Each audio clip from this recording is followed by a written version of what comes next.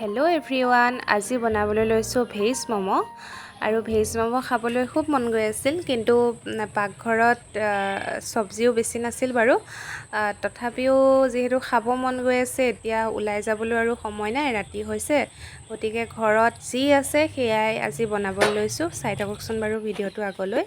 এয়া দেখিছেনে, পাকঘৰত আছে পিঁয়াজ, আদা, গাজৰ আৰু তিয়ঁহ, এইকেইটাকে মই ধুনীয়াকৈ পিছনা ৰুকি ল'লোঁ। আৰু এতিয়া আটা আছিলে, আপোনালোকে ময়দা ব্যৱহাৰ কৰিব, কিন্তু ময়দা যিহেতু মোৰ ওচৰত নাছিলে, গতিকে খাব মন গৈছে যেতিয়া আজিতো খামেই আৰু, গতিকে আটাকে মই সানি ল'লোঁ। আৰু এতিয়া ম'ম'টোৰ লগত চাটনি অলপ হ'লে ভাল হয়, সেইবাবে নৰসিংহ অলপ, নহৰু, আদা, জলকীয়া অলপ দি পানি পিচি ল'লোঁ। অৱশ্যে চাটনিটো অলপ তিতা হ'ল। আৰু এয়া দেখিছেনে, মই আটাখিনি ধুনীয়াকৈ 2 মিনিটৰ কাৰণে মঠি থৈ দিলোঁ। তাৰপিছত এনেকৈ গোল গোল কৰি একদম পাতলকৈ বেলিব লাগিব বস্তুটো মানে।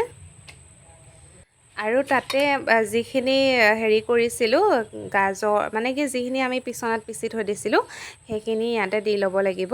আৰু ইয়াতে অলপ পানী, মানে কি অলপ পানী দি দিব চাৰিওফালে, আৰু দি এনেকৈ দিব। ম'ম' শ্বেপটো মই ভালকৈ দিব নাজানো, তথাপিও দিছোঁ আৰু।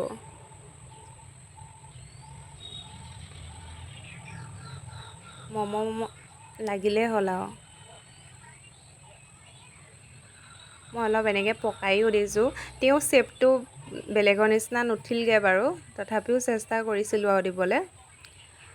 এতিয়া আপোনালোকে চাউল ধোৱা খৰাহীটো যে, কিছুমানৰ ষ্টেণ্ড নাথাকিবও পাৰে, মোৰ ওচৰতো নাই অৱশ্যে, সেই চাউল ধোৱা খৰাহীটোত অলপ মিঠাতেল সানি ল'ব, আৰু কেৰাহী এখনত গৰম পানী দি এই চাউল ধোৱা খৰাহীটো ওপৰত তুলি দিব, আৰু ইয়াতে ম'ম'খিনিও দি দিব।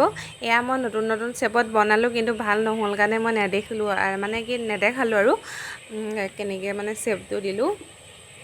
এতিয়া ইয়াতে কাঁহী এখন ঢাকি দিব, হাৱা যাব নোৱাৰাকৈ। আৰু এয়া দেখিছেনে, 15-20 মিনিটৰ পিছত চাব, বহুত ধুনীয়াকৈ সিজি গৈছে। আৰু খাই ভাল লাগিল, আপোনালোকেও কেতিয়াবা এনেকৈ বনাই খাব পাৰিব। যদি ভিডিঅ'টো ভাল লাগিল, মোৰ চেনেলটো ছাবস্ক্ৰাইব কৰি দিব, আৰু লগতে এটি লাইক দি মোক উৎসাহ জনাব। আজিলৈ বাই।